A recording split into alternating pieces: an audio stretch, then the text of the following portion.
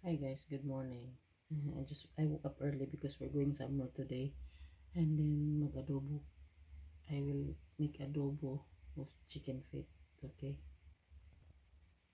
So ang chicken feet guys, naka-frozen na since last night. So soft na siya. Tanggalin ko ang mga kuko. First is tanggalin ang mga kuko. So tanggalin natin ang mga kuko kasi di man nato na siya kaunon. We want to eat it. Okay. And then put it in there.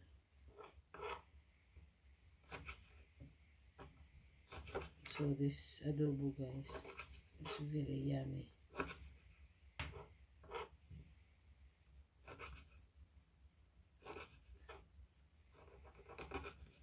Soft na siya because it's been frozen since last night. Defrost.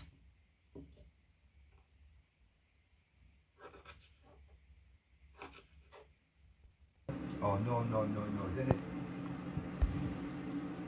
Now, folks, here we are. 10 to 7. Friday morning. And I'll tell you what, Marie wants to be a manicurist, but I've told her no.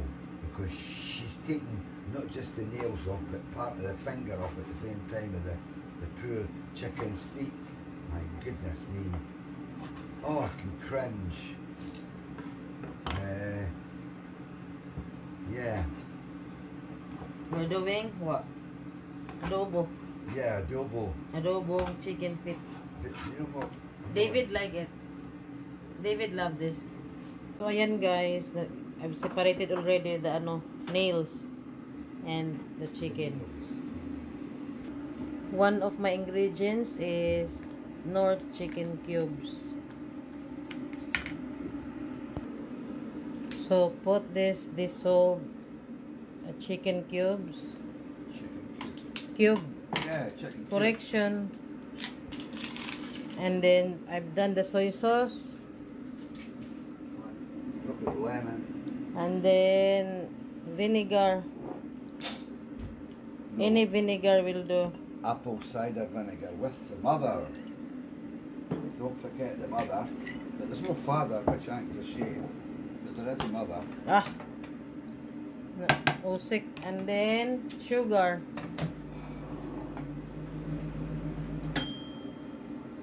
Molasses, blackstrap. This Sugar. is blackstrap molasses sugar. Oh my God.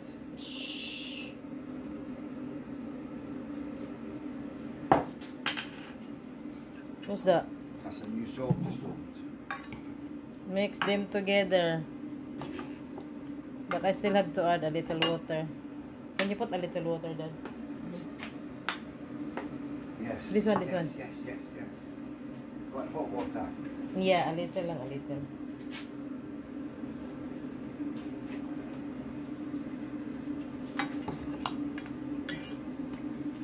Ganyan lang ako mag-adobo.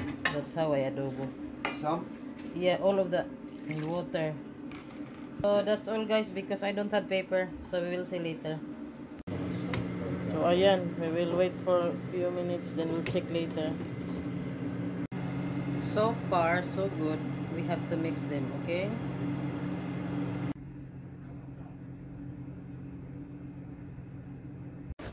Ayan.